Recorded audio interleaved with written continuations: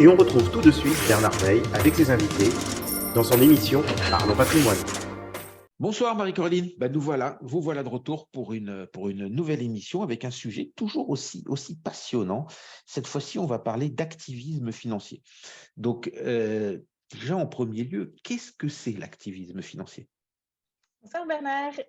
Alors, l'activisme financier, c'est vraiment être en campagne continuelle pour créer du changement et le changement qu'on a évidemment envie de voir, mais c'est aussi aider les gens à prendre de meilleures décisions financières. Donc, il y a vraiment deux aspects là-dessus. Donc, si on commence par exemple sur le plus simple, on va dire aider les gens, ça peut être, par exemple, faire en sorte qu'il y ait de plus en plus de personnes qui aient de la sécurité financière, donc qui peuvent faire face à des imprévus, à des événements non attendus. Ça peut être aussi que les personnes aient de plus en plus de culture financière, c'est-à-dire qu'ils aient les bases pour gérer un budget, pour comprendre les différents types de dettes, pour comprendre les différents produits d'investissement, pour pouvoir investir. Et donc tout ça, c'est un peu lié à l'activisme, par exemple, pour avoir de l'éducation financière à l'école, pour vraiment éduquer dès le plus jeune âge, que ce soit en primaire, au collège, au lycée ou même en université, ce qui n'est pas encore fait en ce moment. Donc Alors, ça, c'est la première partie.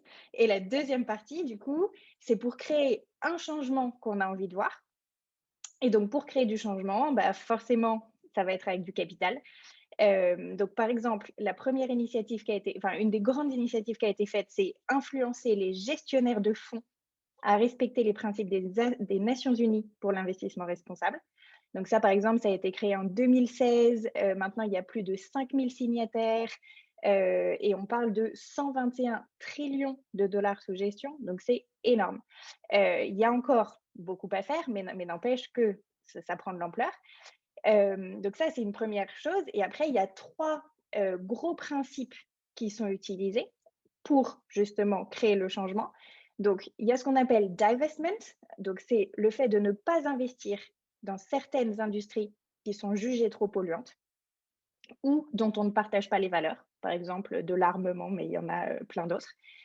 Et donc ça, pour que ça fasse vraiment effet, il faut qu'il y ait un effet de masse, que tout le monde ait potentiellement les mêmes envies et les mêmes valeurs pour que vraiment ça fasse effet de groupe. Sinon, un deuxième facteur qu'on peut utiliser, c'est les facteurs ESG ou tout ce qui est investissement socialement responsable. Et donc, dans ce cas, on va faire ce qu'on appelle des screenings ou un espèce de process de sélection. Le problème, alors il y a plein de positifs, hein. Le petit problème qu'il y a, c'est qu'à chaque fois, on doit regarder en arrière, puisque ce sont des données, on utilise des données qui sont déjà existantes, donc c'est des données historiques et non pas ce qui est fait pour le futur. Et après, il y a un troisième process qui s'appelle l'engagement, où là, le but, c'est vraiment d'investir dans des leaders et du coup, les faire pousser à faire leur transition. Donc, la plupart du temps, ça va être des fonds activistes qui vont prendre une petite position, donc minoritaire, mais quand même significative. Donc, on peut parler de, je sais pas, 5-10% dans le capital d'une entreprise et puis, du coup, user leur pouvoir d'actionnaire pour les pousser à aller là où on veut qu'ils aillent. Voilà, ça c'est pour les institutionnels. Et puis après, il ne faut pas oublier que tout le monde peut le faire, donc même de façon individuelle. Et donc, il y a plein d'initiatives. Donc, je ne sais pas si vous avez des questions, si vous voulez rebondir ou que je continue, vous me dites. non, alors j'ai des questions. J'ai des questions et j'ai des remarques. Bon, on essaie toujours de décrire qu'est-ce que ce serait un monde idéal ou comment vous voyez les choses, mais après, ce qu'il faut voir aussi, c'est le partage des responsabilités et où on peut influencer. Donc, pour l'apprentissage aux enfants ou aux juniors de la finance et du pouvoir de la finance et du pouvoir de l'argent dans une société, c'est-à-dire que de leur dire, OK, quand on a de l'argent, on a le pouvoir d'acheter ce qu'on veut et on a aussi le pouvoir de ne pas acheter, hein, qui est un très fort pouvoir qu'on sous-estime.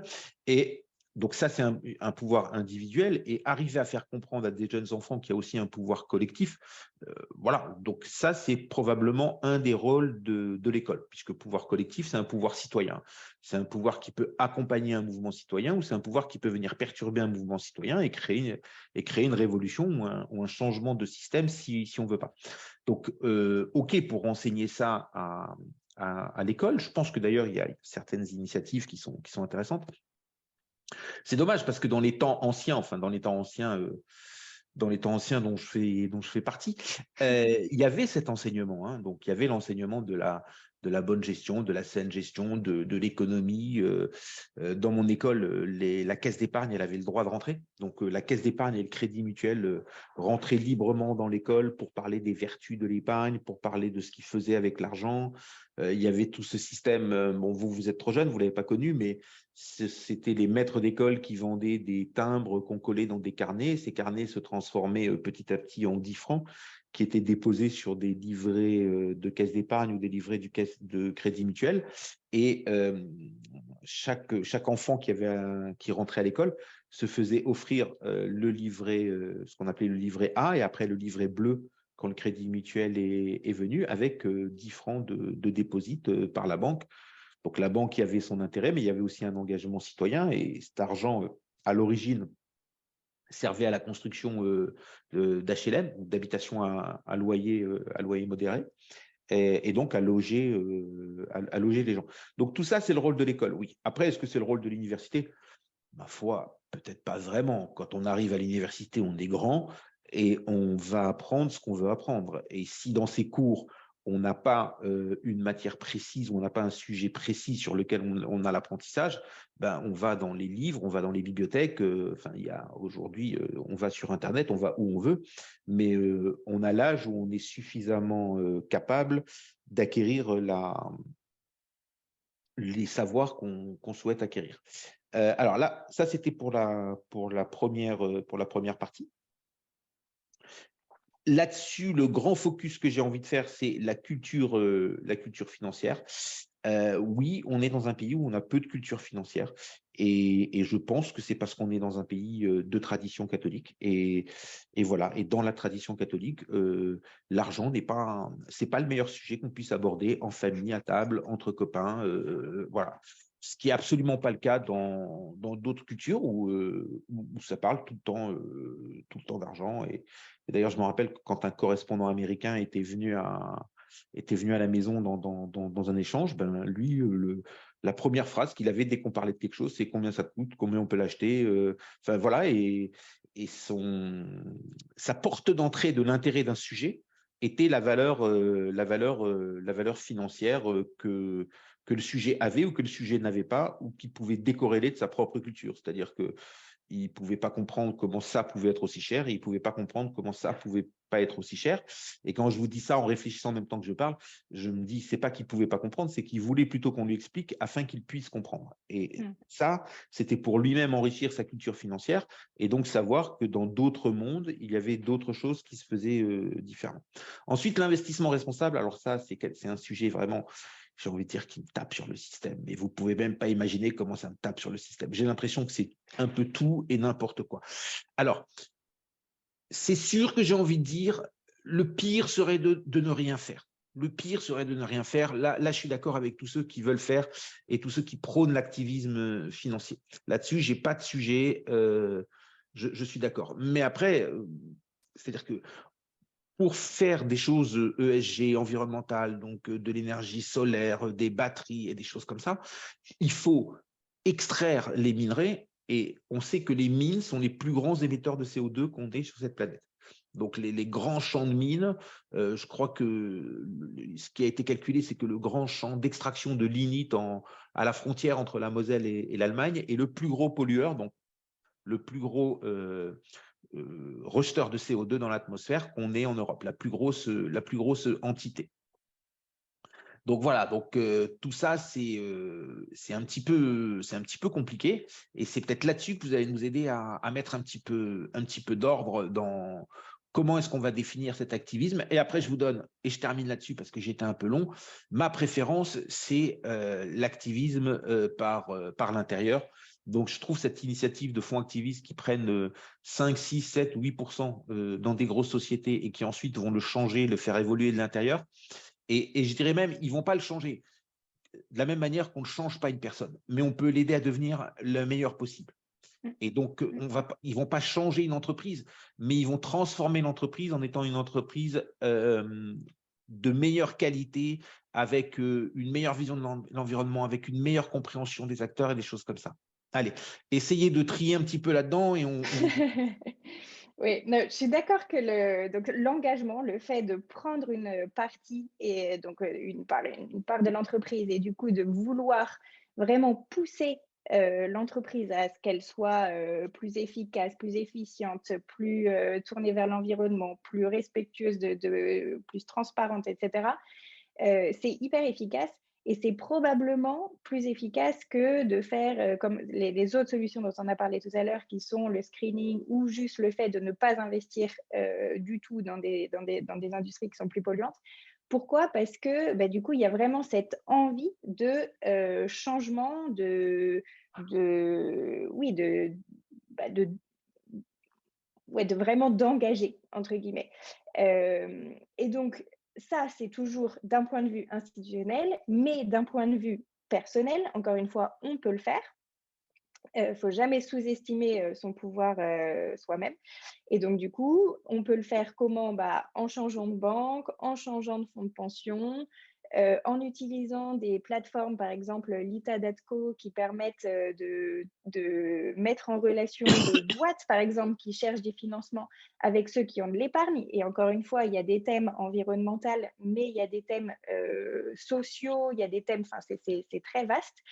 Et après, il y a aussi tout ce qui est investissement à impact. Donc, il y a plusieurs fonds qui ont été créés. Les plus connus, j'allais dire, c'est peut-être Mirova, puisque ça a été un des premiers qui a eu la certification B Corp. Et donc, tout ce qui est bon standard en termes de performance, de transparence, de responsabilité, que ce soit en termes de chaîne de production, mais aussi avec les employés et les clients.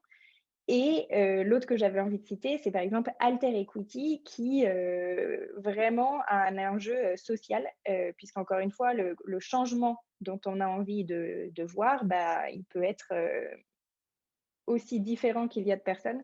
Donc du coup, c'est toujours intéressant de voir les initiatives qui sont là et de savoir qu'en tant qu'individu, et non pas que des institutionnels, on a aussi un pouvoir de changement. Et ce pouvoir de changement, vous pensez qu'on doit le transformer par une action collective ou que c'est la somme des actions individuelles qui va provoquer le changement? La somme des actions individuelles provoque le changement. Et j'allais dire, c'est ce qu'il y a de plus simple, puisque si on a vraiment envie, par exemple, je sais pas, d'avoir un enjeu social, du coup, on va se sentir bien parce qu'on a fait avec son argent les placements dont on a envie. Et puis après, il y a des personnes qui ont envie d'impliquer d'autres, mais ça, c'est plus d'énergie, faut avoir la mentalité, etc. Donc déjà, soit individuellement, ça fait déjà beaucoup d'effets. Très bien. Alors, c'est extrêmement intéressant. Et le gros sujet que j'ai là-dessus, on va juste en parler une minute. On n'a pas le temps de le développer et on reviendra dessus une nouvelle fois. La grosse crainte que j'ai là-dessus, moi, c'est qu'on soit instrumentalisé. C'est-à-dire qu'on soit vraiment instrumentalisé par des détenteurs d'opinion. Là, j'ai déjà l'impression qu'on est instrumentalisé avec, non pas avec l'ESG, mais avec la manière dont certains tournent l'ESG pour le prendre avec eux en ostracisant certaines activités, en décrétant qui est le bon, qui est le méchant.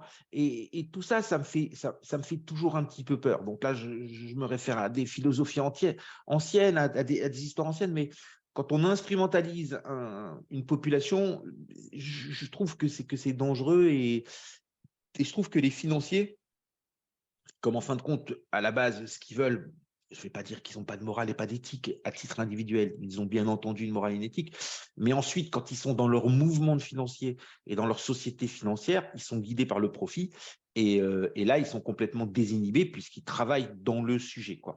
Et tout ça, c'est quand même, ça me fait peur. Ça me fait peur et j'ai envie de dire, ça me soucie.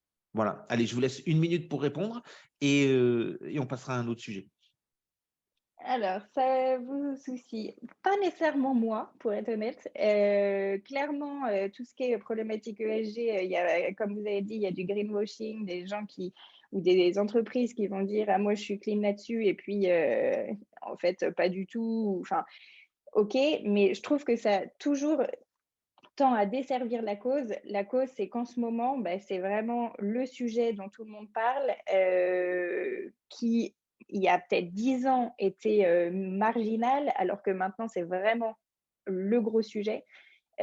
Donc oui, il y a des petites, choses de côté qui sont pas, géniales, mais n'empêche, ce que j'en retiendrai, en tout cas, c'est que maintenant, c'est vraiment une envie de la population, une envie de plein de gens, donc pas de tous, hein, mais quand même de plein de gens.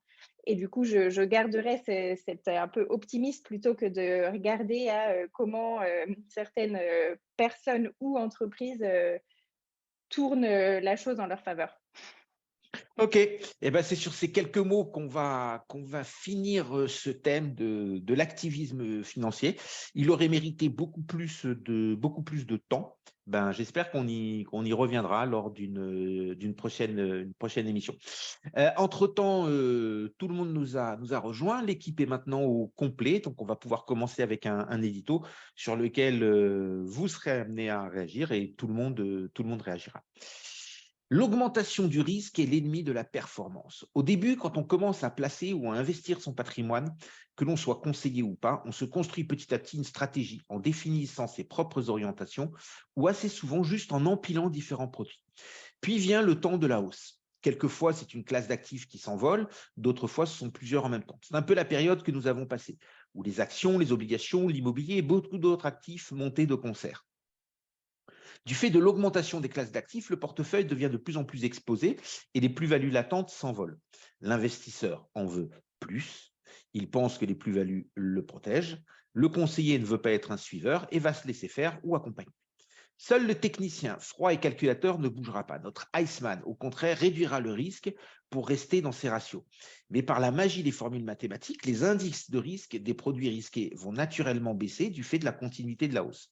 Et c'est à ce moment que le piège du risque se refermera. Les marchés commenceront par baisser et emporteront cette fausse croyance que le risque amène la performance. La performance, et tout particulièrement la performance dans le temps, est apportée par le contrôle du risque. Et quand je parle de contrôle, c'est du contrôle à tous les niveaux. Les produits en eux-mêmes, leurs combinaisons, leurs sous-jacents, les dépositaires qui vous les conserveront.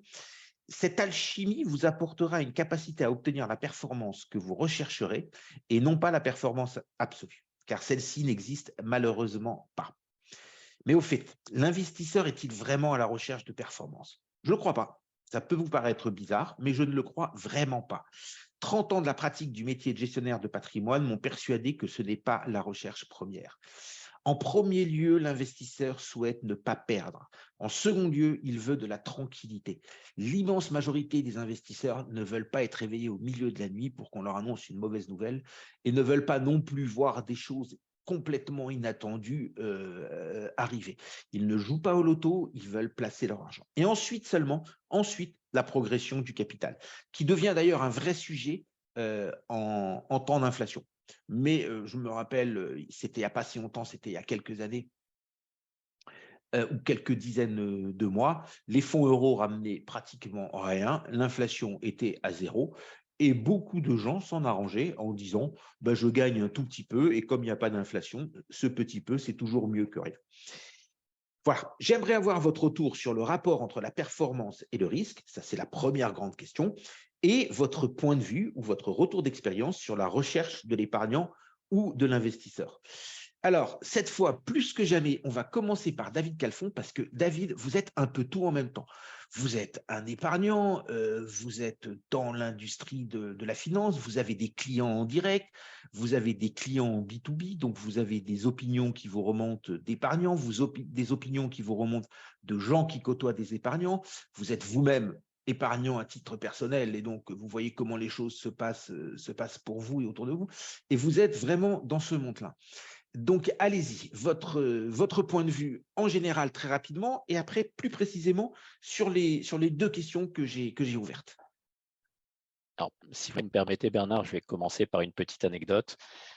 Un de mes clients de longue date à qui j'avais fait un entretien pour lui parler justement du niveau de risque et lui dire, voilà, est-ce que vous êtes bien conscient qu'en environnement où le monétaire ne rapporte plus rien, si vous voulez du rendement, il va falloir prendre du risque.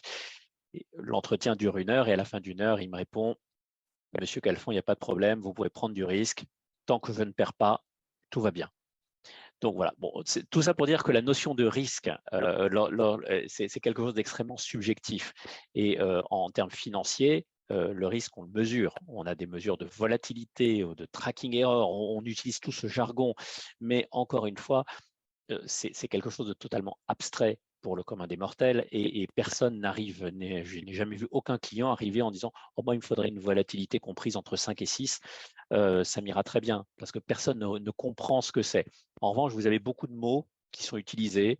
Oui, on peut prendre un peu de risque, on peut prendre beaucoup de risques. Mais si maintenant vous demandez à quantifier en disant « Mais ce que ça veut dire, vous pouvez poser la question à 5 personnes et vous aurez 10 réponses différentes.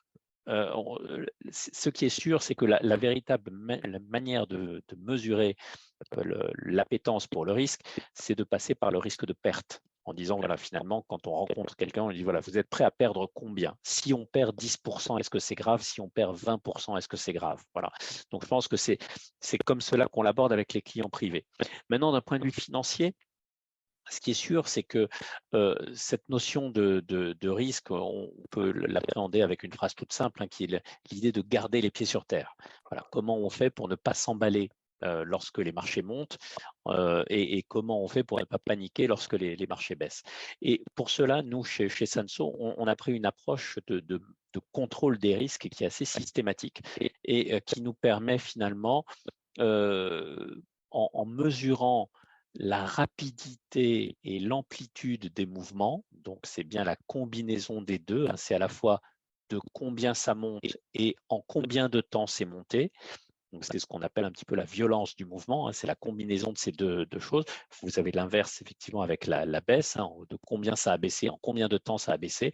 Ça nous donne des indicateurs, nous, qu'on utilise en contrariant, c'est-à-dire lorsque le marché monte beaucoup dans un laps de temps très court, ça déclenche chez nous des prises de bénéfices assez systématiques.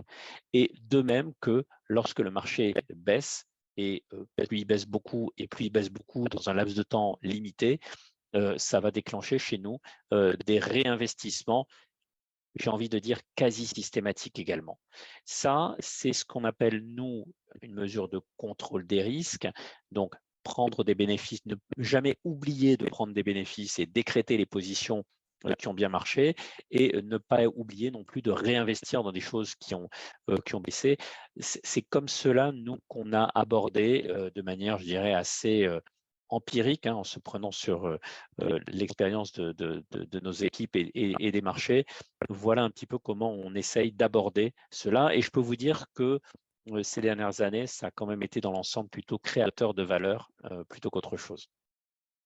D'accord. Alors, très rapidement, cette fois-ci, les deux questions.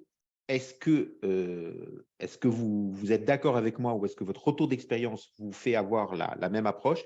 En premier lieu, le client ne veut pas perdre. Alors, bien sûr, ce n'est pas perdre en instantané, mais si un client vient chez vous, il ne veut pas que 4 ans après, vous lui disiez, voilà, vous avez mis 100, maintenant vous n'avez que 90. Il va accepter ce que vous appelez la volatilité, il va accepter de mettre 100, puis de passer par 90 pour arriver à 120. Mais un client estime ne pas devoir perdre sur son moment choisi. Donc ça, c'est pour moi la première chose. Et la deuxième chose, le client veut de la tranquillité d'esprit. Alors, la tranquillité d'esprit, ça peut être deux choses aussi. Hein. Il peut très bien chez vous perdre moins 20, mais il ne veut pas que vous l'appeliez pour lui dire de perdre moins 20 si vous estimez contrôler les choses et que le moins 20 est dans la promesse et dans l'échange que vous avez eu avec lui. Tout à fait. Alors, je confirme les deux. Donc, effectivement, une perte, quelle qu'elle soit, fait beaucoup plus mal qu'une opportunité de gain ratée. Donc ça, je le confirme, je le vis au jour le jour. Et deuxièmement, effectivement, je confirme également, je dis toujours que le bon portefeuille, c'est le portefeuille avec lequel le client ne vous appelle pas. Voilà, parce qu'il n'est pas nerveux, parce qu'il voit les choses bouger, mais il sait que c'est prévu, il sait que c'est anticipé, etc. Donc, effectivement, cette tranquillité d'esprit, elle est clé. Elle est clé. D'où le besoin en amont de bien préparer les choses et de bien expliquer à quoi on peut s'attendre avec un investissement. On va maintenant passer à Meir Ben Amram qui nous a rejoint. Bonsoir Meir. Vous êtes gérant action chez Sunny AM. Et donc en étant gérant action, obligatoirement, vos portefeuilles, ils montent et ils baissent. Et donc j'aimerais votre retour d'expérience, même si vous, votre métier, c'est pas d'être en relation directe avec des clients, mais dans un premier entretien qu'on avait eu, vous m'avez expliqué qu'avant d'être gérant action, vous gériez des portefeuilles pour des gens, donc vous avez cette expérience du passé. Et là, comme vous êtes en relation avec des gens comme moi qui sommes en direct, vous avez aussi des retours réguliers qui arrivent sur ce que vous faites. De par définition, quand on gère des actions, on part pour des pertes et on part pour des hausses, mais de toute façon, on a des mouvements baissiers qu'on peut difficilement éviter et on a des mouvements haussiers qu'on doit prendre. Donc, je vais vous demander de réagir un peu à l'édito sur son ensemble en quelques minutes et ensuite de vous concentrer sur les deux questions. Avoir votre retour sur le rapport entre la performance et le risque et votre point de vue ou votre retour sur la recherche de l'épargnant. Quelle est la vraie recherche de l'épargnant quand il confie un portefeuille? On vous écoute, Meir. Ok, très bien. En fait, déjà, juste de manière générale, en fait, sans prise de risque, il n'y a pas de gain. D'ailleurs, et même dans la vie, en fait, si vous ne prenez pas de risque, vous travaillerez pour quelqu'un d'autre qui prendra un risque à votre place et vous êtes en fait fonctionnaire. Après, l'idée, ce n'est pas de défendre évidemment le risque, mais c'est juste en fait définir cet élément-là. Et c'est vrai que moi, dans mon domaine, je suis sur en fait la classe d'actifs en théorie la plus risquée, qui est la classe d'actifs action versus, on va dire, la dette, même si à date du jour, en fait, on voit au vu des performances 2022 que les marchés obligataires sont en train de subir le pire crack jamais connu depuis 1920, voire même avant. Et on en parlera un petit peu après, on fera peut-être une parenthèse sur ce sujet-là. Donc, de manière générale, en tout cas, si on essaie de voir, et c'est ça, c'est intéressant, les performances des différentes classes d'actifs, parce que si on se positionne sur 50 ans, en général, on a tendance à penser que les actions, dividendes réinvestis, la dette, l'immobilier ou les matières premières ont tendance à apporter le même niveau de rentabilité. En réalité, ce n'est pas forcément vrai parce qu'en fait, il faut aussi retraiter ça de la zone géographique dans laquelle vous vous tenez. Et surtout, si on se calque maintenant sur la performance sur on va dire, depuis 2012 jusqu'à maintenant, des différentes classes d'actifs, parce qu'en fin de compte, pourquoi je prends à partir de 2012, parce que j'essaie de prendre une période de plus de 10 ans, de près de 10 ans en plus. Surtout, l'autre élément, c'est qu'on sortait de la fameuse crise financière. C'est assez intéressant de voir comment les marchés, on peut dire, se sont comportés. Si on prend par exemple les marchés actions, si on est sur les marchés américains, de 2012 à maintenant, jusqu'à la date du jour, le Nasdaq fait plus 335%, le S&P plus 173%, et l'Eurostoxx fait seulement plus 38%. C'est-à-dire que globalement, si vous aviez choisi d'investir aux États-Unis versus l'Europe, en fin de compte, la performance n'est pas du tout la même. Les États-Unis rémunèrent de manière beaucoup plus importante.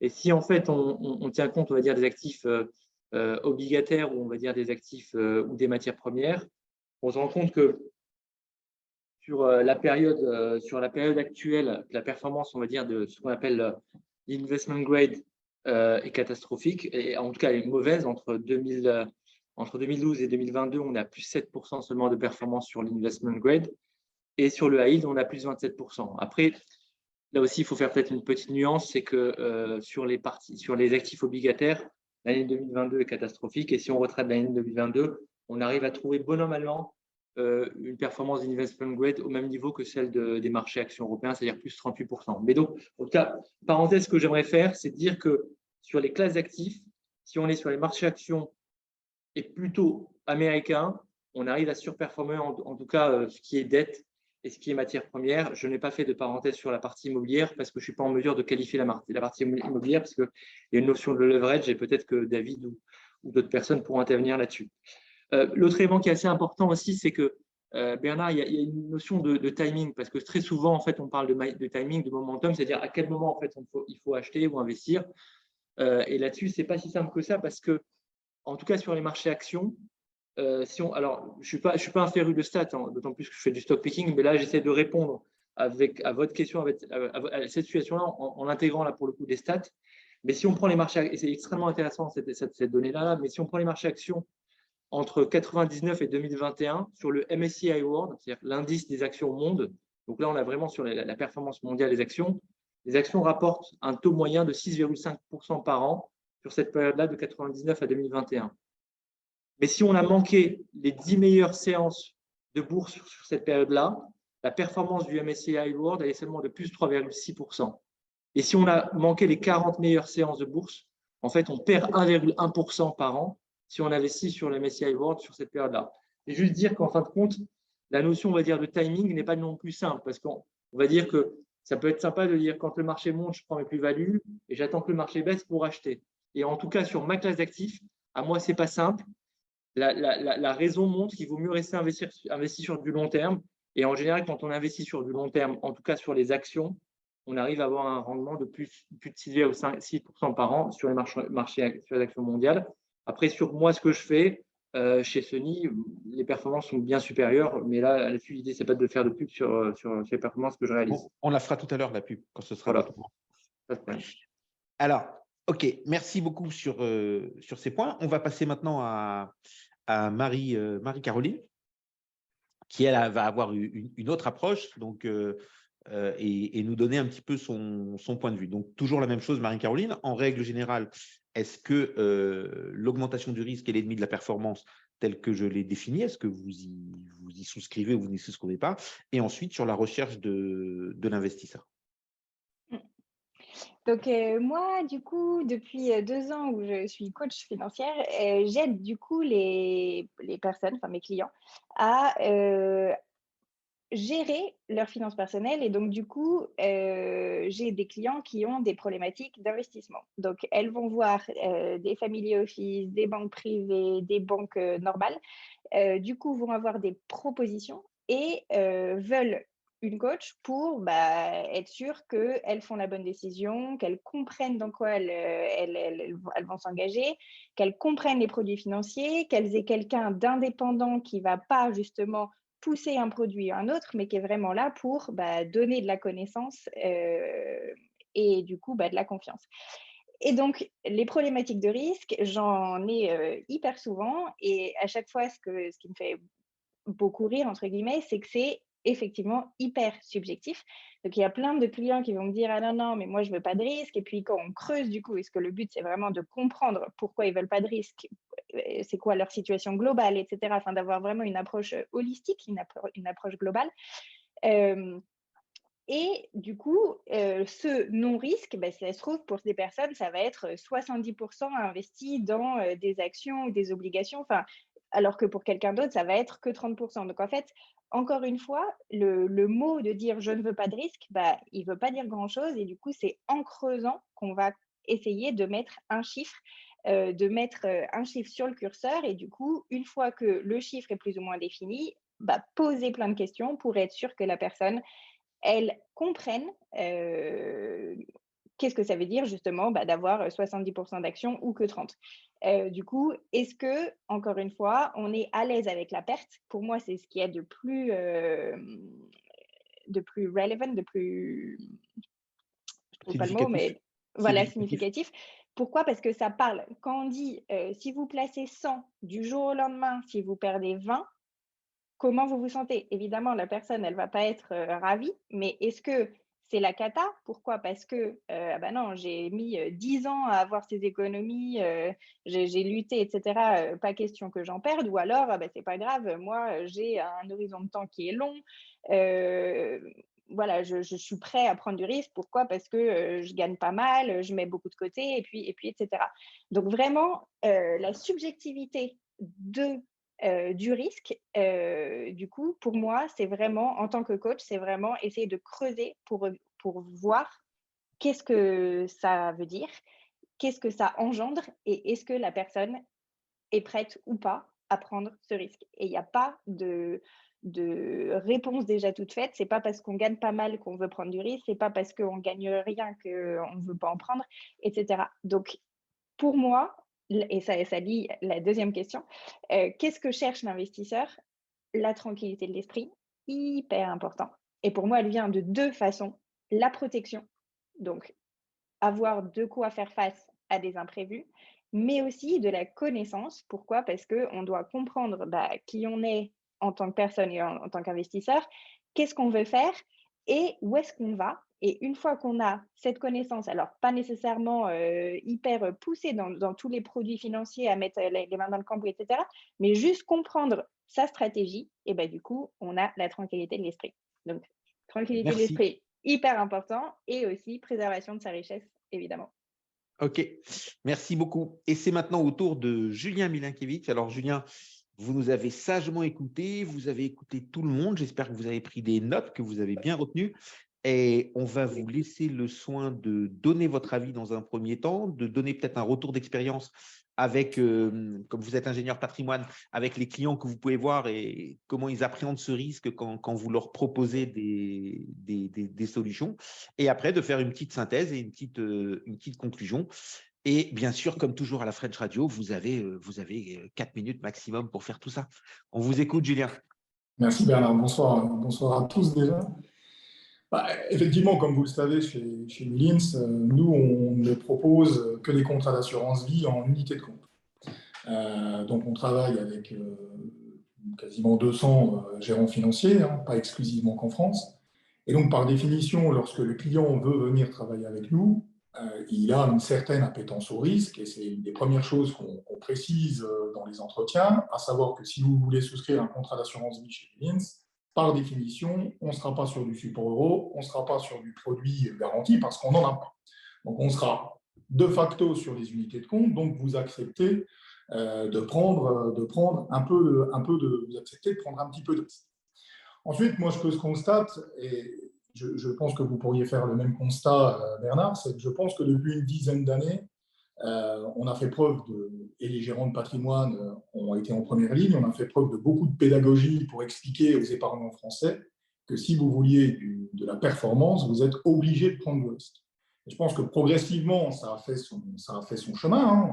Il suffit de voir quand même les pourcentages qui sont investis sur les unités de compte, si on reste dans le domaine de l'assurance vie sur les 6-7 dernières années. C'est-à-dire que l'épargnant français a progressivement enfin compris que s'il veut de la performance, il est obligé de prendre du risque, des actions, des obligations ou autres, mais qu'en aucun cas, on retrouvera pour l'instant du support euro, si on reste dans le prisme assurance vie, à 6 ou 7% à taux viager, comme c'était le cas il y a une quinzaine ou une vingtaine d'années. Après, vous l'avez dit, c'est très subjectif. On a tous des exemples de clients qui étaient particulièrement fortunés, qui avaient 40 ans, donc par définition, qui avaient du temps devant eux, et qui étaient beaucoup moins risk-taker que des personnes qui étaient beaucoup moins fortunées et qui avaient 30 ans de plus. Donc, c'est vrai que cette appréciation du risque, elle est très, très subjective. Ensuite, en tant qu'ingénieur patrimonial, comme vous l'avez dit, moi, je pense que le client il cherche bien sûr une préservation et une progression de son capital, ça, c'est évident. Et je pense qu'il cherche aussi, lorsqu'il s'intéresse à ses finances, lorsqu'il s'intéresse à son patrimoine, il va chercher autre chose. Alors, je vais défendre un petit peu ma paroisse de l'ingénierie patrimoniale. C'est-à-dire que le client, il veut que ses actifs progressent, bien sûr, mais il veut que ce soit fait dans un cadre quand même fiscal sécurisé, dans un cadre fiscal favorable et éventuellement de travailler pour l'autre génération, une transmission dans des conditions tout à fait optimum, éviter une dilapidation ou des situations familiales complexes. Donc, je pense que lorsque le client, et quand bien même le client est particulièrement fortuné, et je pense que ce n'est pas forcément les clients les plus fortunés qui veulent le plus de rentabilité, bien au contraire. Ils veulent une certaine tranquillité d'esprit, oui, dans la gestion de leurs finances, mais également dans la gestion, dans la structuration et de leur organisation patrimoniale au sens large. OK. Donc, ça, c'est un petit peu pour votre point de vue. Et si on doit maintenant vous laisser faire plutôt une petite conclusion là-dessus. Qu'est-ce que vous auriez envie de dire? Donc, on va recentrer le débat de la conclusion. Ce que je disais, moi, c'est que l'augmentation du risque est l'ennemi de la performance et non pas, comme les gens disent habituellement, là, c'est le risque qui va apporter la performance. Et ensuite, sur la recherche de l'investisseur, je disais que en premier lieu, l'investisseur ne veut pas perdre, même s'il peut accepter de perdre, mais il ne veut pas perdre. Il ne vient pas pour perdre, il ne veut pas perdre. Et en second lieu, il veut de la tranquillité. Donc, juste là-dessus, sur ça, en Ça, conclusion. c'est clair que l'investisseur, il ne veut pas perdre. Ça, c'est évident que quand vous rencontrez un client, vous présentez, etc., ou avec un gérant financier, la première chose qu'il va vous dire, c'est que je ne veux pas perdre. Ça, c'est évident. Mais je ne pense pas qu'ils veulent une performance à tout craint. Je n'ai pas, en tout cas, d'expérience de client qui va vous dire, moi, je travaille avec vous, monsieur le gérant financier, par contre, vous me sortez du 9 ou 10% par an minimum. Vous en avez avec sans risque. Vous en avez peut-être, mais ça devient de plus en plus marginal. Je pense que l'investisseur, il veut quand même une certaine tranquillité d'esprit. Ça, c'est évident. Ensuite, est-ce que le risque est l'ennemi de la performance? Je pense que tout dépend comment vous appréhendez, ça c'est évident, le risque d'une part. Et puis, normalement, quand vous travaillez en gestion de patrimoine, une des règles de base, c'est quand même la diversification. Donc, si vous diversifiez vos avoirs, vous diversifiez vos différentes prises de risque et vos différents horizons d'investissement, vous arriverez normalement à sortir une performance positive. Mais Allez, je souscris totalement, 30 secondes, Julien. l'investisseur veut de la tranquillité. Ok, d'accord. Alors, juste un dernier point, et après, on passe à la deuxième partie. Quand je vous dis que l'investisseur ne veut pas perdre, c'est un petit peu comme on est tous un peu sportifs à nos heures de détente. Quand on va jouer un match de tennis ou quand on va jouer un match de pétanque, on ne veut pas perdre. On accepte parfaitement l'idée qu'on va perdre. On y va même des fois en sachant qu'on va perdre vu l'adversaire qu'on a ou vu le copain avec qui on joue la partie. Mais à la base, on ne veut pas perdre. Voilà, on n'aime pas ça, on n'a pas envie de ça. Même si on l'accepte, même si ça fait partie du jeu, même si ça fait partie des règles et même si souvent en démarrant, on sait le faire. Alors, c'est maintenant au tour de David Calfon qui va nous faire un point marché, mais juste avant le point marché, j'aimerais qu'on aborde un petit sujet avec David et avec vous tous, bien sûr, qu'on n'avait pas abordé la dernière fois. Et là, on va profiter du fait que Marie-Caroline soit là, puisque c'était une gérante obligataire. Bon, je pense que vous êtes tous d'accord, je ne sais pas si c'est la vérité ou pas, mais partout dans la presse aujourd'hui, vous lisez, il faut acheter des obligations, c'est le moment d'y revenir, c'est le grand retour. Voilà, Meyer nous a dit que le krach obligataire, il était plus fort et il n'avait jamais été aussi fort et que même il fallait remonter à 1929 et même peut-être avant. David nous a expliqué que par leur système d'appréciation du risque, quand on baisse beaucoup et vite, c'est pour lui, enfin c'est pour Sanso et pour le système qu'ils ont mis en place, le moment de réinvestir. Ces opinions, elles sont relayées par des tas de gens différents, donc ça ne veut pas dire qu'ils ont tous raison, on peut tous se tromper, mais en tout cas, c'est quelque chose qu'on voit. La semaine dernière, on avait abordé un sujet sur 3 manières différentes d'aborder les obligations. Soit un fonds ouvert, donc un fonds classique, où vous avez un gérant qui achète et qui vend, et qui essaye de faire le mieux possible.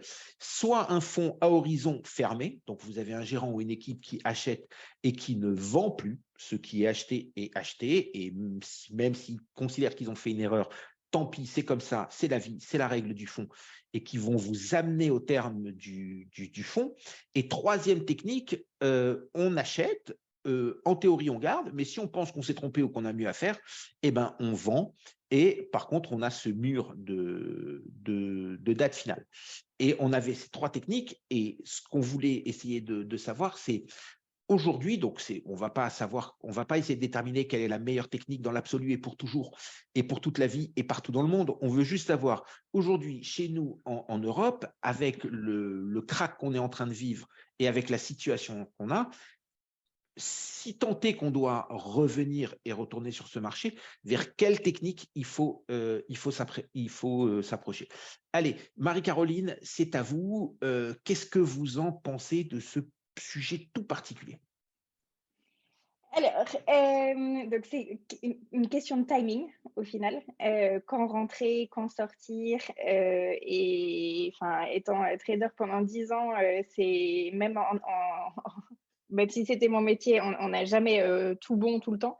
Donc, c'est vraiment impossible, c'est hyper dur de timer le marché. Donc, pour moi, en tant que particulier maintenant et en aidant des particuliers, du coup, le but, c'est vraiment d'investir sur le long terme. Et j'ai adoré le point qui a été fait tout à l'heure en termes de performance, qui disait que si on a raté X sessions dans les 20 dernières années, bah, du coup, notre performance diminue énormément. Et donc, en fait, c'est pour ça que la stratégie de long terme, elle est valable et c'est pour ça que je la recommande complètement. Puisque, encore une fois, si ça baisse à cata, on vend, et ben, du coup, après, il va falloir réacheter et quand est-ce qu'on réachète et si on a raté la montée, bah, du coup, c'est là que la performance ne fait plus de sens. Et donc après, quel type de fonds est mieux? Encore une fois, ça dépend de l'investisseur, ça dépend du temps d'horizon, ça dépend de… Alors, on va changer les règles du jeu, Marie-Caroline. Il va falloir vous mouiller. Donc, c'est pour un investisseur européen qui nous écoute et qui souhaite investir maintenant. Sa décision, il l'a déjà prise. Il a écouté l'ensemble de la presse. Il a dit « OK, j'y vais ». Il a le choix entre 3. Donc, juste si vous pouvez nous dire quelle technique vous préférez et pourquoi maintenant. Et vous pouvez nous dire « je ne sais pas et j'ai pas d'opinion ». Ça peut aussi être une réponse. Bah, moi, j'aime bien, à titre personnel, investir dans un fonds qui a pris des positions avec une durée finie. Par contre, s'il y a des erreurs, bah, du coup, pouvoir changer. Parce que j'ai pas envie d'être bloquée sur 2 ans, 3 ans et de pas pouvoir sortir de Merci beaucoup. ça. On a compris et on rappelle bien sûr à tous nos auditeurs, c'est une opinion et pas un conseil d'achat.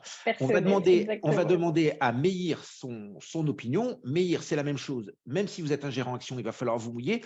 Et on terminera par David qui enchaînera après sur son point action. Donc, Meir, c'est à vous. Je vous laisse nous dire quel est votre point de vue.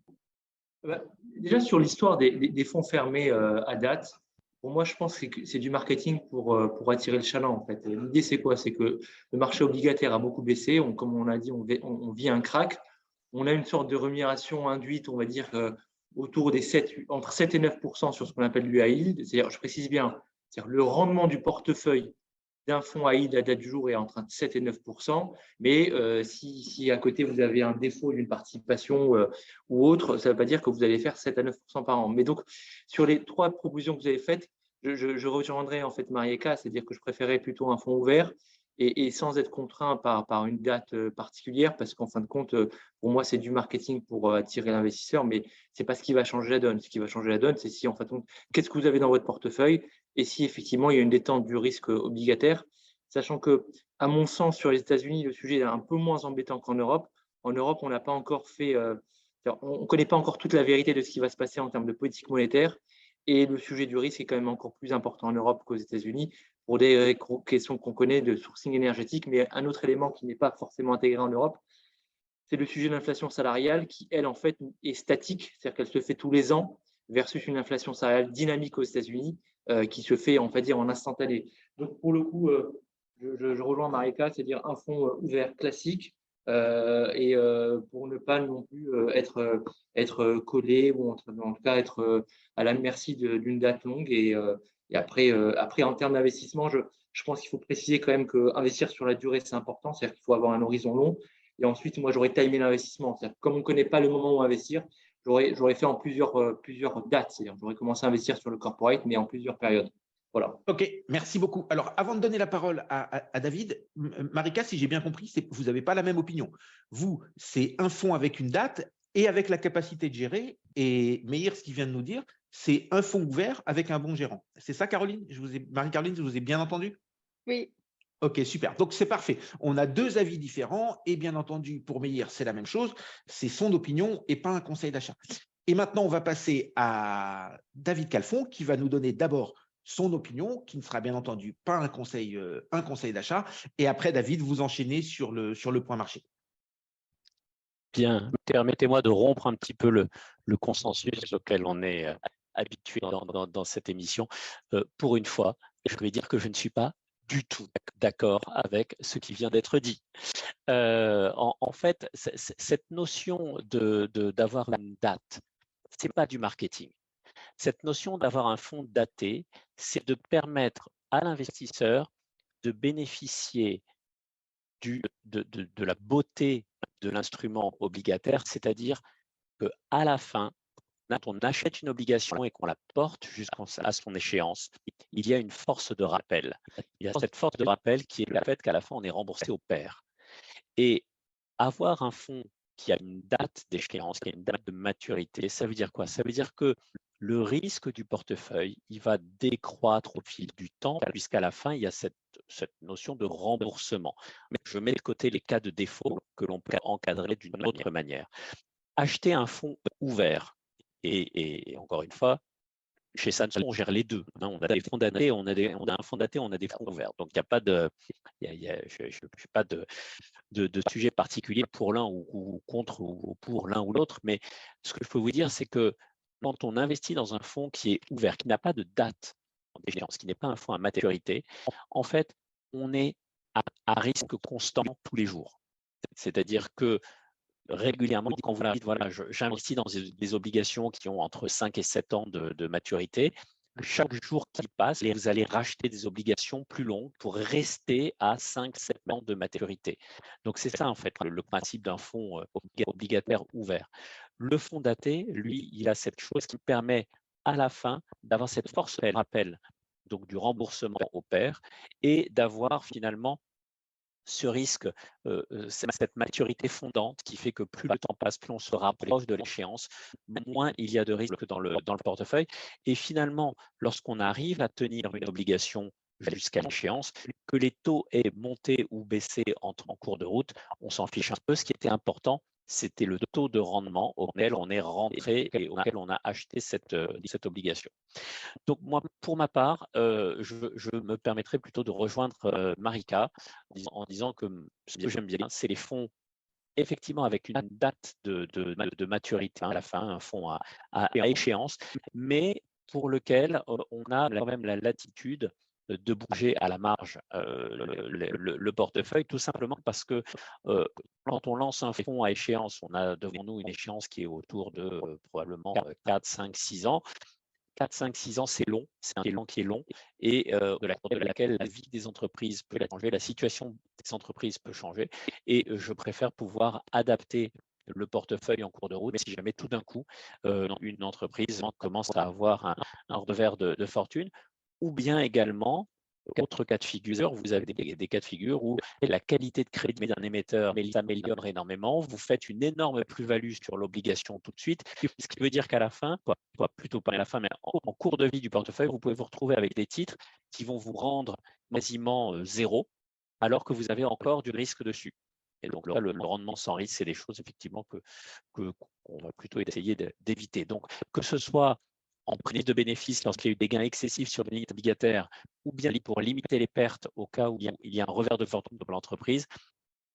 Gestion, j'ai envie de dire, une gestion active du risque me paraît un peu intéressante. OK.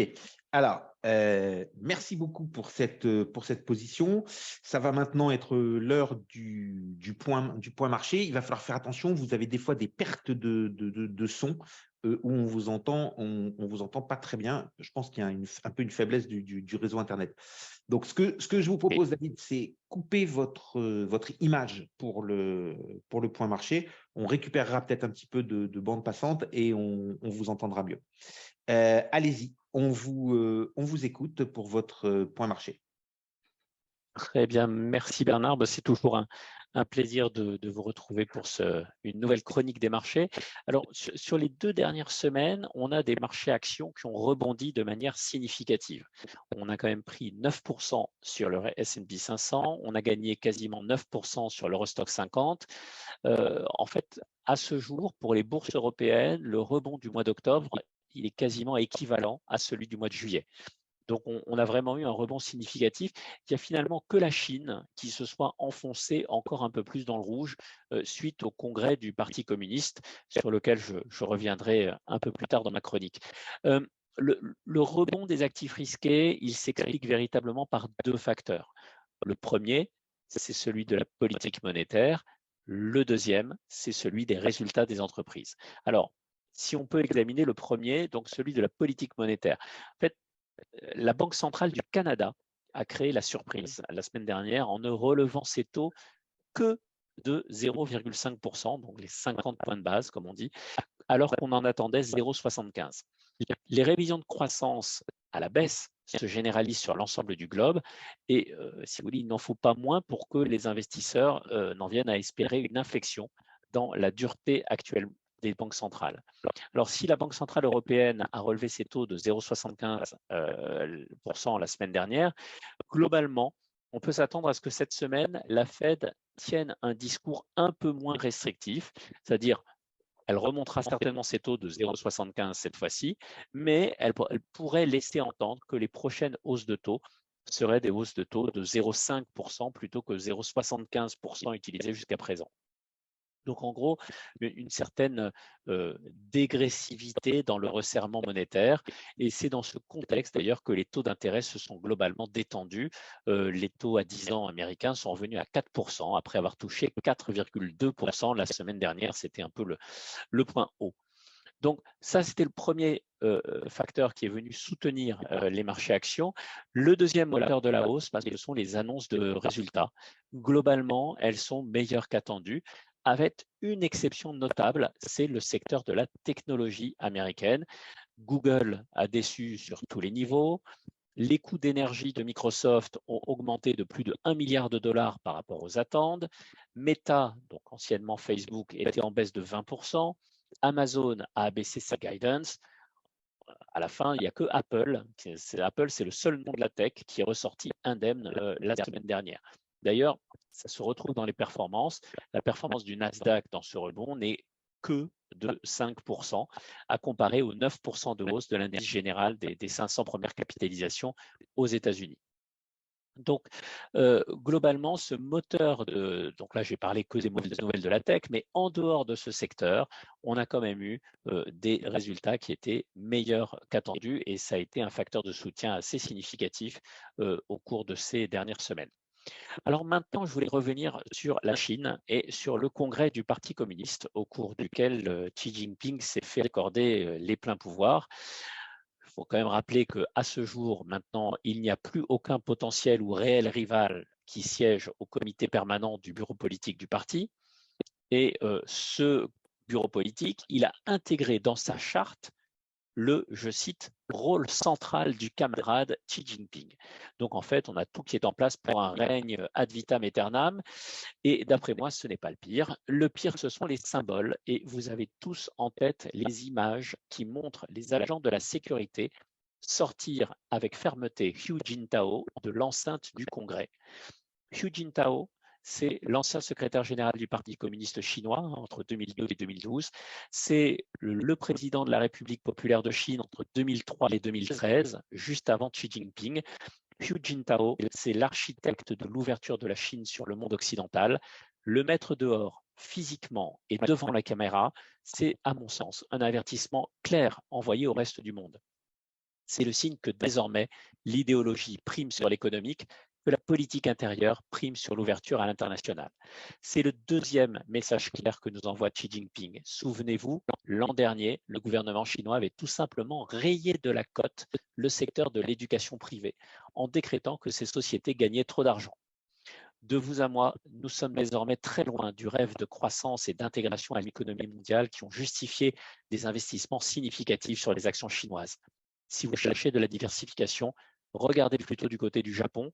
C'est un pays démocratique, ouvert à l'Occident, dont l'outil de production est d'une technicité inégalée. Le marché japonais se paye moins de 12 fois les bénéfices.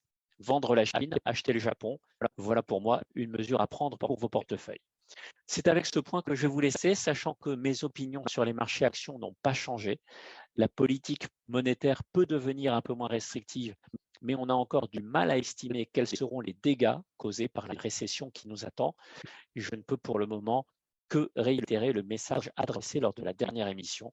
Le seul segment de marché qui offre une bonne protection actuellement contre les mauvaises nouvelles, ce sont encore les obligations d'entreprise dont nous parlions à l'instant. Ce sont elles qui offrent des rendements qui rémunèrent largement le risque qui est pris. Merci David, merci pour ce point marché. Alors, comme on a pris beaucoup de retard, on ne va pas faire un débat global. J'ai juste relevé un point sur votre point marché où j'aimerais bien avoir l'avis de tout le monde. Donc, il est clair qu'on a connu maintenant une période de hausse des taux, ça c'est un fait, personne ne dira le contraire. Si on regarde l'histoire des hausses des taux, comment est-ce que les hausses de taux s'arrêtent? D'abord, elles ralentissent, donc on continue à monter, mais de moins en moins fort. Donc, ça veut dire qu'on passerait à une hausse de 0,50 au lieu de 0,75 et ensuite peut-être à une ultime hausse de 0,25 et ensuite on arrête et il n'y a plus d'hausse. C'est comme ça qu'elle s'arrête de manière générale. Le point à déterminer, c'est est-ce qu'on est, allez, on va reprendre une célèbre phrase de Churchill, au début du commencement de quelque chose qui nous dirait que le retournement est là, ou alors est-ce que non, on n'a pas encore tous ces éléments. Marie-Caroline, qu'est-ce que vous en pensez? On est au début de la fin, on va commencer à ralentir les hausses, ou il n'y a rien qui nous le garantit? Moi, je pense qu'on va ralentir les hausses, oui. C'est clair que pour l'instant, dans les chiffres d'inflation, on ne voit pas vraiment de tassement ou même de réduction. Enfin, ce n'est pas encore visible. Après, il y a toujours un laps de temps entre les actions des banques centrales et dans la vie réelle, ce qu'on peut voir. Mais c'est vrai que ça a été bien agressif parce que nécessaire et que les banques centrales étaient probablement un peu à la traîne, puisque, encore une fois, ce n'est pas avec un effet immédiat. Mais oui, moi, je pense que là, les consensus, c'est vraiment que au lieu des 75 BP dont on a parlé, c'est vraiment maintenant plus que 50 qui est attendu et je suis assez d'accord avec cet avis. Allez, à vous, Meir, dites-nous juste en 30 secondes si vous aussi, vous pensez que ça va ralentir ou si non, il n'y a rien qui vous laisse penser ça pour le moment. Pour le coup, en fait, le rebond, il était en tout cas prévisible ou attendu du fait de la longueur de la baisse. Et donc ça, c'est assez classique. C'est-à-dire que statistiquement, quand vous avez des périodes de baisse qui dépassent plus de 200 jours, vous avez un rebond. Donc c'est ce qu'on constate. Après, on parle beaucoup du pivot de la Fed, mais je pense que c'est pas le sujet en fait. Ça peut être exposé plutôt en long terme. Et donc pour le coup, à mon sens, c'est-à-dire que si on est sur une approche purement objective et fondamentale, du côté de l'Europe, je précise bien, parce que les États-Unis, ça va beaucoup mieux, mais du côté de l'Europe, il n'y a pas de raison d'être optimiste. En revanche, c'est toujours la même chose, c'est-à-dire que le rebond, on va dire, ne prévient pas, c'est-à-dire que le marché est toujours en anticipation. Et donc, pour le coup, ce qu'il faudrait attendre, c'est-à-dire pour pouvoir confirmer une sorte de rebond plus ou moins durable, il faudrait qu'on ait un event, on va dire, un petit peu externe qui pourrait matérialiser les choses. Pour rappel, en 2020, ce qui s'était passé, on va dire, en octobre-novembre, ça a été l'apparition des vaccins qui ont permis, on va dire, d'avoir un rebond violent des marchés. Là, le sujet, on sait qu'il est plutôt géopolitique. Et donc, si on a une accalmie géopolitique, ça veut dire accalmie d'un point de vue nucléaire, ça veut dire accalmie d'un point de vue matière première, ça veut dire accalmie d'un point de vue énergétique. Et ça pourrait, on va dire, être la justificative d'un rebond un peu plus ou moins durable. Donc, en fait, l'idée, c'est que la réponse est potentiellement du côté de l'Ukraine, la Russie. Et on va parler d'Iran pour l'instant. Voilà, merci. Ok, alors voilà, on a la bonne conclusion. Donc, je vous remercie à tous d'avoir été partie prenante de ces débats. Ça va maintenant être au tour de Meir Ben Amram, qui cette fois-ci va se concentrer sur son fonds et la société de gestion Sani. Et ensuite, un petit peu plus tard après lui, on reviendra sur le sujet de l'assurance vie au Luxembourg. Donc, merci à tous d'avoir été présents. Et Meir, c'est votre moment maintenant, c'est à vous. Ok, très bien. Juste pour présenter un peu ce que je fais, je gère deux fonds chez Sony Asset Management. Un fonds qui est investi sur les petites et moyennes capitalisations françaises. Un fonds dit éligible au PEA-PME qui s'appelle Sony Manager. Donc, pour rappel, les boîtes éligibles au PEA-PME, c'est des sociétés qui, en général, font moins d'1 milliard d'euros de market cap et qui ont des contraintes plus ou moins spécifiques en termes de nombre d'employés, qui ont moins de 5000 salariés, et notamment en termes de chiffre d'affaires et de bilan, à savoir chiffre d'affaires inférieur à 1,5 milliard d'euros et un bilan inférieur à 2 milliards d'euros. Ce fonds-là réalise une performance plutôt bonne sur les 3 dernières années, puisque sa performance moyenne sur les 3 dernières années est de 60, sa performance globale sur les 3 dernières années est de 60,5%, quand l'indice comparable, qui est le CAC Small and Mid, est seulement 1,3% de performance sur ces 3 ans. Donc, on a une performance moyenne de 17% par an sur 3 ans sur ce fonds-là. Et malgré la baisse des marchés à date du jour, on a une surperformance par rapport à notre indice de près de 7%. L'autre sujet, en tout cas, qui est plus l'ADN de ce que je fais, c'est Sunny Recovery, qui est un fonds en fait qui n'investit que sur des valeurs en retournement. Et c'est un petit peu l'ADN de Sunny sur les actions. Ce fonds-là, c'est un fonds actions France et européenne, un fonds PEA, donc là, pas PEA-PME. Donc, il n'y a pas de contrainte d'investissement sur les petites et micro-caps. Et en termes d'ADN, ou en tout cas en termes de manière de fonctionner, c'est qu'il investit sur des sociétés qui ont connu, on va dire, des complications particulières. C'est pour ça qu'on appelle ça titre en retournement, c'est-à-dire des sociétés qui ont connu, on va dire, ce qu'on appelle des chocs endogènes, à savoir une stratégie inadaptée, un mauvais management, un endettement élevé, ou éventuellement des sujets exogènes. Ça, on le voit beaucoup maintenant avec les cycles et la macroéconomie qui évolue beaucoup. C'est-à-dire un ralentissement économique, un choc des matières premières, un choc des devises. Et donc, en fait, ces sociétés-là doivent opérer des réorganisations soit opérationnelles et ou financières pour sortir de situations compliquées. Et nous, ce qui nous intéresse sur les sociétés en recovery, c'est qu'elles ont un potentiel d'amélioration significatif, car elles sont souvent décotées et délaissées par les investisseurs. Et c'est à ce moment-là que nous, on intervient en faisant, on va dire, du diligence assez approfondi sur les entreprises, essayer de comprendre, on va dire, d'où vient la douleur et essayer d'identifier le potentiel d'amélioration. Et donc, nous, ce qui nous intéresse, c'est des sociétés dont le potentiel d'amélioration est au moins de 50% en termes de revalorisation.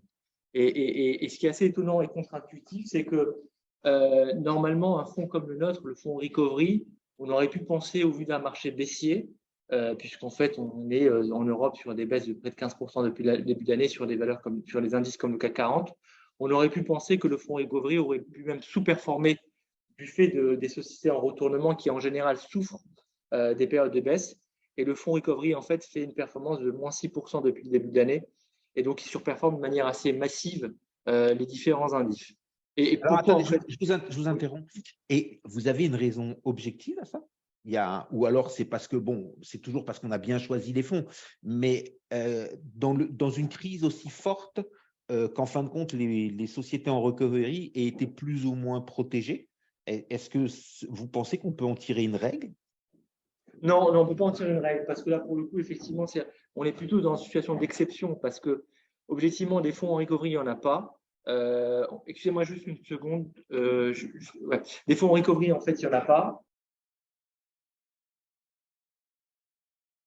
Alors, on a une petite… Voilà, il est revenu. Ouais. Des fonds en recovery, en fait, il n'y en a pas, c'est-à-dire on n'en trouve pas. Il y a celui qu'on a créé avec Sunny en décembre 2020. Alors, il est possible qu'il y ait un effet de mode, parce que c'est pour ça que je parlais d'effet de mode tout à l'heure sur les fonds datés.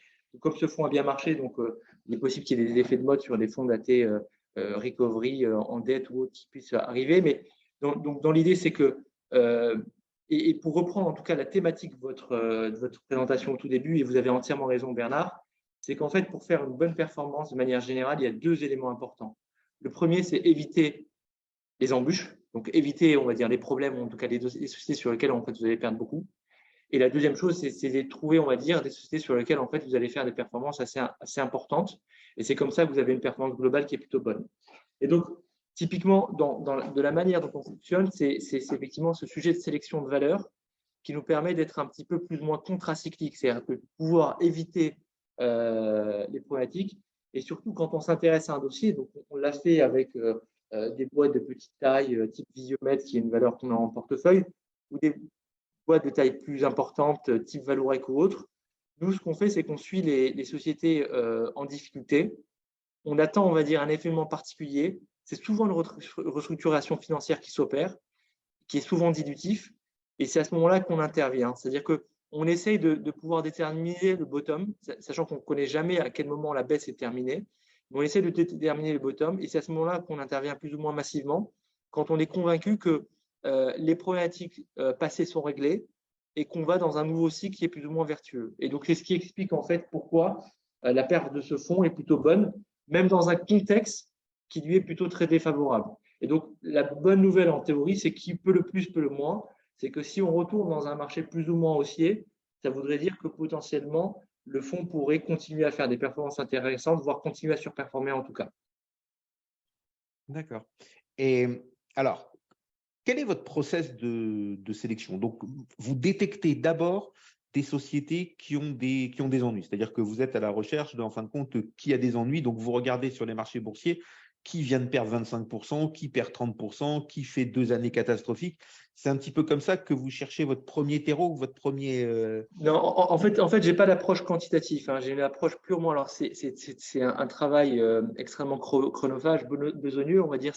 C'est plutôt un effet d'expérience. C'est-à-dire que ce qui fait la valeur d'un bon gérant, c'est son savoir-faire. Et en fait, de manière générale, qu'est-ce qu'on achète? On achète de la compétence.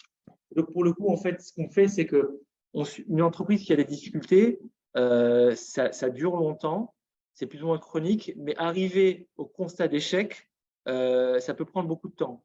Donc, ce qu'on fait, c'est qu'on suit, on va dire, ces sociétés-là pendant une certaine durée. Ça peut durer 1, 2, 3, 4 ou 5 ans. Et au moment, on va dire, où on considère, on se rend compte qu'il y a de l'intérêt, c'est là où on intervient. Je veux dire, juste un élément, Bernard, et ça vous qui avez l'expérience des gérants de portefeuille, c'est que, en fait, de manière générale, il faut faire quelque chose qui vous passionne et surtout quelque chose qui correspond plus à votre tempérament. Et ce que disait Warren Buffett, c'est dans les périodes de marée basse qu'on voit les gens qui sont en maillot de bain. Et donc, typiquement, moi, ce qui m'intéresse, c'est qu'une société comme Air France ou n'importe laquelle, puisque Air France, c'est une société de recovery, une société, quand elle va bien, en général, le discours, il est plutôt optimiste et on va dire, on va s'attarder sur les éléments un peu somptuaires ou les éléments pas importants. On va parler de ESG, ce genre de choses, etc., etc. Une société, quand elle est en difficulté, elle va parler de ces vrais sujets, de ces vraies problématiques. Et en général, quand une société a des difficultés, les investisseurs, de manière générale, ne s'y intéressent pas, la délaissent. Et donc, pour nous, c'est assez extraordinaire parce que c'est dans ces périodes de difficulté, d'adversité, qu'on arrive à mieux comprendre l'entreprise, à mieux comprendre ce qui se passe, sachant que comme on a une vision très long terme, en fait, on se focalise sur ces moments de difficulté qui sont plus ou moins privilégiés parce que ça nous permet d'avoir accès à des managements. Typiquement, nous, Air France, l'année dernière, on a eu 2 rendez-vous avec Ben Smith, le CEO. Pourquoi? Pas parce qu'on est Fidelity ou BlackRock, parce qu'en fin de compte, peu de gens s'y intéressent quand ça va mal et c'est à ce moment-là que le management nous dit la vérité et que ça nous permet à nous d'avoir un effet d'expérience, un effet de connaissance extrêmement fort qui nous permet de prendre la bonne décision sur 2 à 5 ans. Alors, prenons par exemple Air France. Alors, je voulais vous poser une question précisément sur cette valeur parce que l'année dernière, on en avait déjà parlé. Lors d'entretien, vous m'aviez déjà dit que c'était une valeur que vous suiviez. Une valeur que vous suivez. Donc, OK.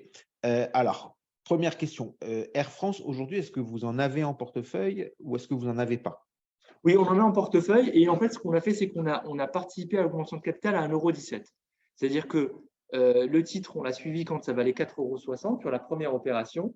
On a été resté plutôt observateur et au moment de l'augmentation de capital qui était dilutif et à mon sens pas très bonne pour le minoritaire, on a considéré que c'était le bon moment d'intervenir, en tout cas dans un premier temps, puisqu'en fin de compte, on avait à la fois le sujet de la recapitalisation qui permettait d'écarter une dilution à venir et le deuxième élément, c'est le momentum opérationnel avec le déconfinement, avec la fin du Covid, entre guillemets, qui a permis d'avoir des publications dans le secteur du transport aérien, du trafic aérien, assez extraordinaires depuis 2022 en Europe.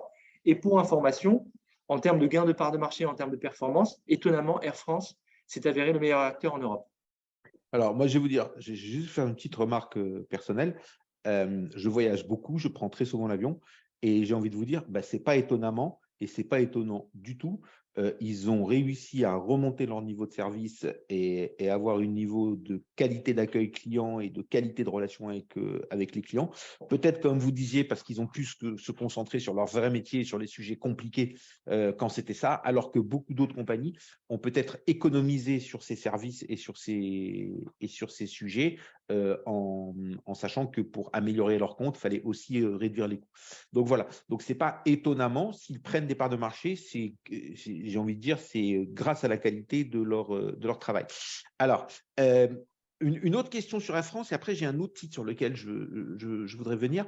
Donc, l'aérien, c'est quand même un secteur traditionnellement compliqué et c'est quand même un secteur qui est assez régulièrement, même si ça vient que tous les 7, 8, 9, 10 ans, soumis à des pressions extérieures. Un jour, c'est le volcan, un jour, c'est la réglementation, un jour, c'est ça. Et donc, c'est vraiment des secteurs, quand on regarde les graphes long terme sur l'aérien, c'est plutôt des dents de scie que la vie est un long fleuve tranquille, comme on pourrait retrouver chez Air Liquide. Donc, quand vous rentrez dans une valeur comme ça, peut-être que d'ailleurs, vous ne le savez même pas, mais vous êtes parti pour un accompagnement long, ou alors, dans le fonds recovery, vous êtes parti pour le temps de la recovery. Et quand le temps de la recovery sera fini, vous sortez, non pas parce que vous aimez plus la valeur, mais parce que c'est plus votre métier. Et donc, je vais reprendre vos propos du début. Il faut faire ce qu'on aime bien et ce qu'on sait faire. Et donc, vous, c'est la recovery, pas l'accompagnement quand tout va bien. Votre question est excellente, Bernard. En fait, vous touchez dans le fond du sujet réellement. Mais juste pour répondre à la question de manière générale, juste avant, dans le process de la manière dont on fonctionne, c'est qu'on a globalement, on peut avoir jusqu'à 70 lignes en portefeuille. Donc, on est plutôt diversifié. Et ce qui nous permet, on va dire, d'être plus ou moins performant, c'est qu'on va aussi sur les toutes petites marquées de capitalisation boursière. C'est-à-dire qu'on peut aller sur la small et micro-cap. Et ce qui nous permet, on va dire, d'avoir un éventail de valeurs en portefeuille purement en restructuration, assez important, et qui nous permet d'être opportuniste et surtout de profiter de l'upside de la toute petite et des small et micro caps. Donc, je précise bien ça par rapport à votre question de tout à l'heure. Maintenant, le sujet, et c'est que vous avez raison, c'est-à-dire que le sujet c'est-à-dire que le transport aérien est un secteur cyclique. Mais comme l'hôtellerie est un secteur cyclique, c'est-à-dire qu'on s'est rendu compte qu'avec la crise des gilets jaunes et autres, que l'hôtellerie n'était pas un si long fleuve tranquille. Et donc, typiquement, pourquoi je préfère aller sur d'Air France que sur de l'Accor, c'est que de manière générale, j'aime bien acheter des valeurs qui sont pas chères et qui sont plus ou moins à la casse. Maintenant, vous avez raison, c'est-à-dire que moi, je ne fais que de la restructuration. C'est-à-dire que pourquoi j'aime la restructuration? Parce que la restructuration fait qu'une société, sans faire de croissance, peut avoir une amélioration significative de ses résultats parce qu'elle s'est concentrée sur les essentiels. Et donc, ça, c'est en général en bourse, vous achetez quoi? Une croissance des résultats. Donc, typiquement, l'idéal pour nous, c'est d'investir sur une société dans laquelle il y a une recovery et dans laquelle on ne va pas se retrouver sur des sujets de cycle qui vont nous permettre d'être investis à 2 ans versus un investissement à 5 ans. Et donc là où vous avez raison, et c'est ce qui m'embête effectivement sur Air France, c'est qu'Air France a ce sujet de cycle. Et d'ailleurs, à date, on anticipe dès à présent un ralentissement pour 2023 qui crée une volatilité très particulière qui fait que Air France n'est pas le meilleur exemple de société de recovery qu'on a en portefeuille, mais je le cite parce qu'effectivement, c'est une restructuration positive qui a fonctionné, qui donne de bons résultats, mais pour lequel, effectivement, en termes de durée de portage, il est possible que la durée soit plus courte à cause de ces cycles-là versus des sociétés en recovery, contracycliques, un peu comme Visionet qu'on a en portefeuille, qui, elles, sont des sociétés sur lesquelles, en fait, on arrive à faire le travail depuis le début, on rentre au bon moment et on essaie d'être porté pendant 2, 3, 4, 5 ans jusqu'à que la société ne nous déçoive pas et continue à créer de la richesse. Alors, après, il y a une autre valeur sur laquelle je voudrais qu'on parle. Alors, c'est une valeur, bien entendu, sur laquelle on a déjà parlé aussi. C'est une valeur, je ne sais pas si elle est en recovery, mais je sais qu'elle a pris une sacrée claque. C'est Atos. Donc, la première fois qu'on a parlé d'Atos ensemble, je crois qu'elle était à 35 ou 36 euros. Elle est aujourd'hui autour de 10 euros. Donc, alors là, j'ai 3 questions. Donc, est-ce que vous en avez en portefeuille? Est-ce que c'est une valeur qui fait partie des valeurs que vous suivez? Et est-ce que vous pensez qu'à un moment ou un autre, le temps de la recovery viendra? Voilà, écoutez, je pense que même le management d'Atos n'a pas la réponse. Donc, c'est ce qui est un peu embêtant, puisque vous avez vu voir qu'il y a la démission du président du board pour 2023. Donc là, il y a une problématique qui est peut-être pas que liée, on va dire, au sujet de la recovery particulière, parce que là, on n'est pas dans une situation de recovery, on est dans une situation de réorganisation opérationnelle. Donc, la recovery, c'est quand la réorganisation opérationnelle a eu lieu et que la réorganisation financière a eu lieu. Là, en fait, sur Atos, on est sur des sujets de momentum, c'est-à-dire que globalement, on a eu plusieurs trimestres de baisse consécutifs et on se retrouve en fait avec un 4e trimestre dont on ne connaît pas encore la teneur, mais qui potentiellement sera meilleur grâce à des effets de base, et on a vu effectivement un ralentissement de la décroissance, ou même des éléments plus ou moins optimistes au moment du Q3. Mais là, c'est un peu particulier parce que sur Atos, vous avez en fait un mélange spécial, c'est-à-dire que vous avez 2 activités, une activité qui va plutôt bien et plus ou moins bien, qui est plutôt dynamique dans les marchés en croissance, on va dire, le digital de manière générale, sans rentrer sur le contenu de la cybersécurité, du calcul à haute performance, etc.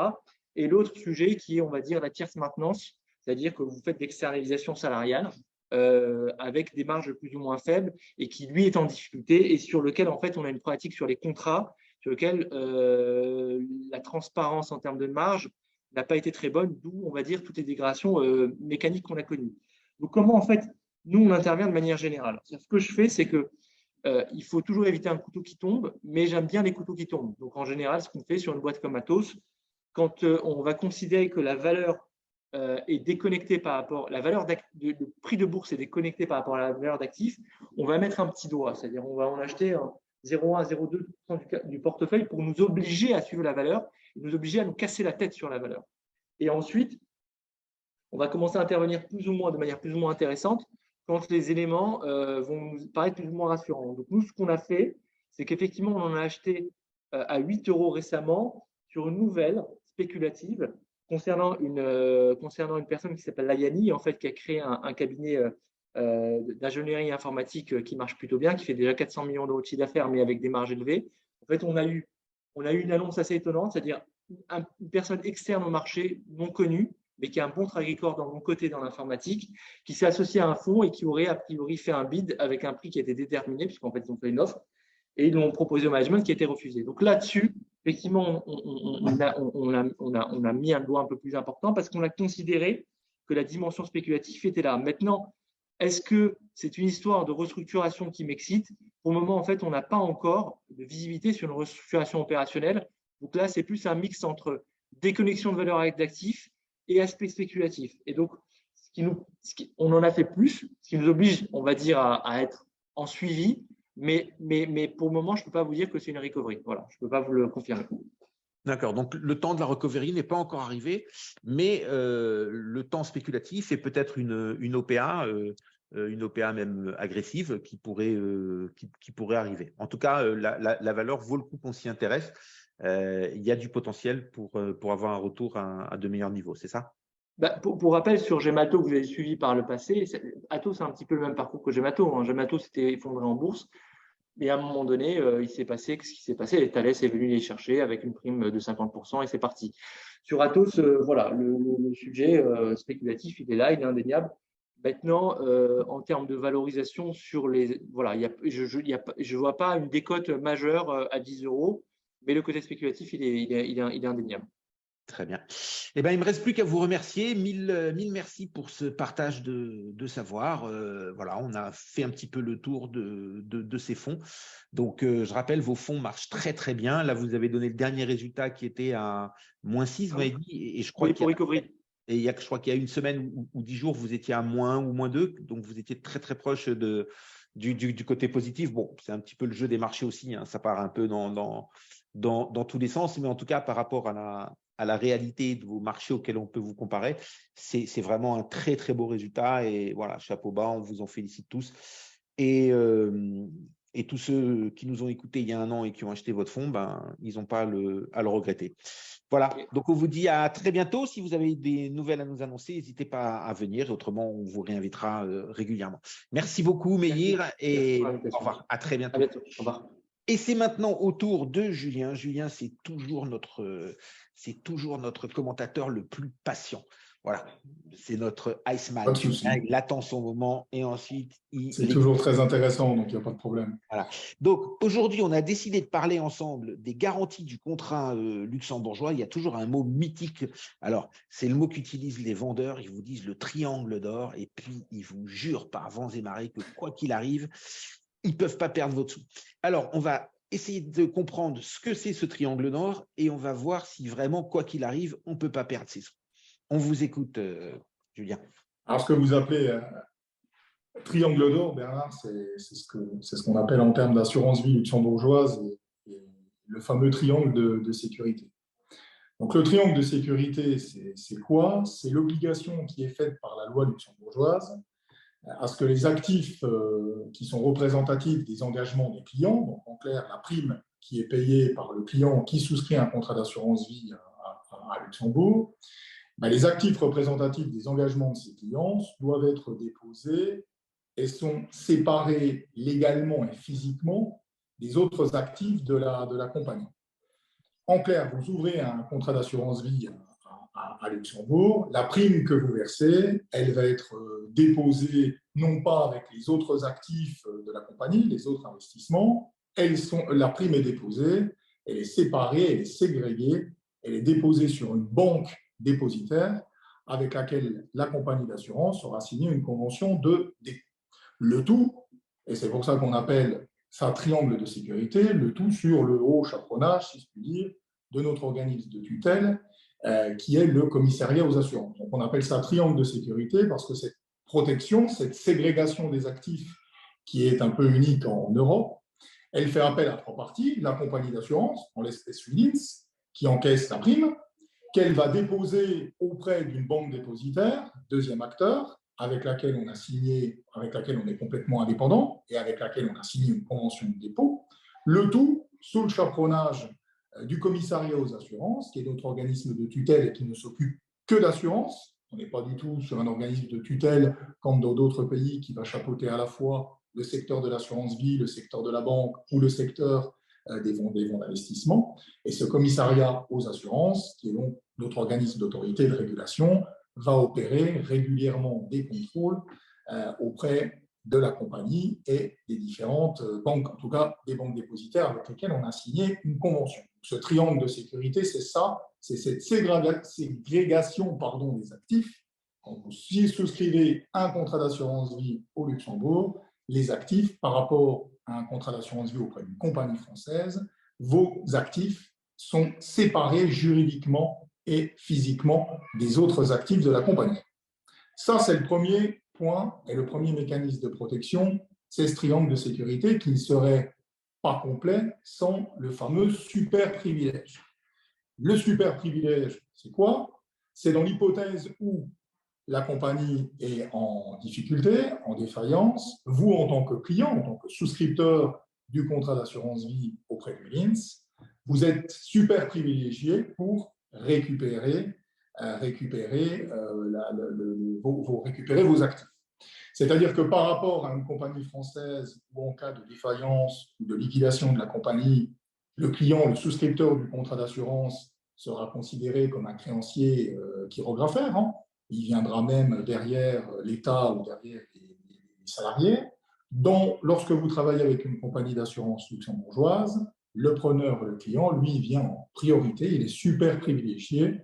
Donc, en cas de liquidation ou de défaillance de la compagnie, il viendra même devant l'État luxembourgeois, devant même les salariés et devant même les actionnaires. Et ça en fait quand même, ce n'est pas le seul avantage du contrat, mais ça en fait quand même un des mécanismes de protection, les épargnes, qui est quand même un des points phares et qui est parmi un peu unique en Europe, même unique en Europe. Alors, je vous interromps et j'ai deux questions. Première question, donc je décide d'ouvrir un contrat chez Willins et on va prendre des chiffres ronds pour simplifier les choses. On va décider de mettre 1 million d'euros, comme ça fait un bon contrat et vous êtes content.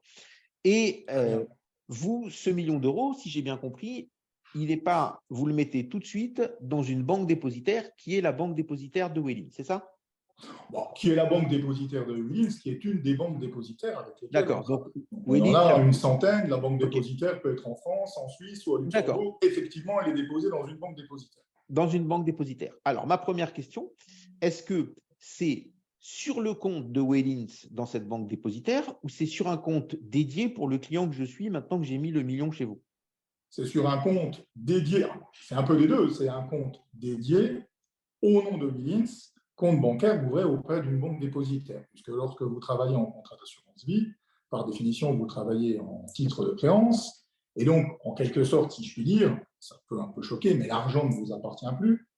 Vous êtes simplement vous titulaire d'une créance. Et donc, sur un compte dédié ouvert au nom de Willins auprès de la banque dépositaire de votre choix, c'est-à-dire que nous, on n'a absolument pas à intervenir dans le choix de votre banque dépositaire, etc., etc.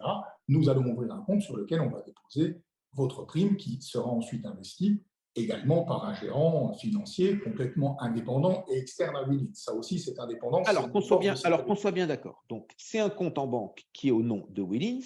Donc, vous avez une centaine de banques.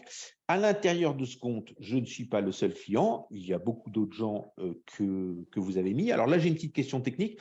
Est-ce que quand un client met de l'argent chez vous, tout son argent va toujours dans la même banque ou l'argent d'un client peut être dans 3 banques dépositaires différentes?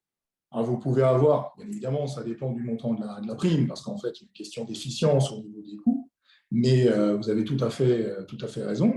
Vous pouvez investir votre prime, par exemple, dans l'hypothèse d'une prime de 1 million d'euros, vous pouvez avoir un petit peu plus de 330 000 euros investis dans 3 banques dépositaires différentes. Une banque suisse, une banque luxembourgeoise, une banque française, par exemple.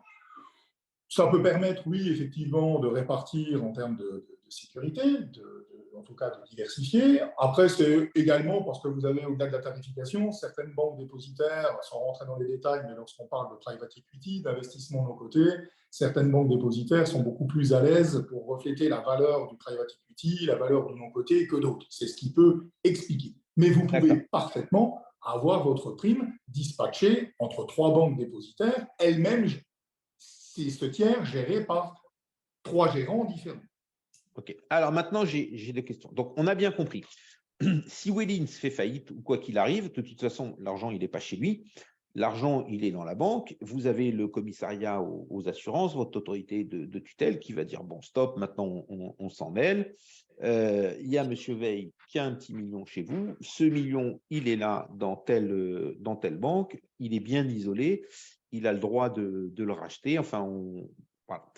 Maintenant, j'ai une autre question. Allez, on va faire de la publicité à une banque, ça lui fera plaisir. On va dire que vous avez mis mes sous à la banque EFG et que c'est la banque EFG qui fait faillite. Et si la banque EFG, elle fait faillite, j'ai envie de vous dire, qui me garantit mes sous?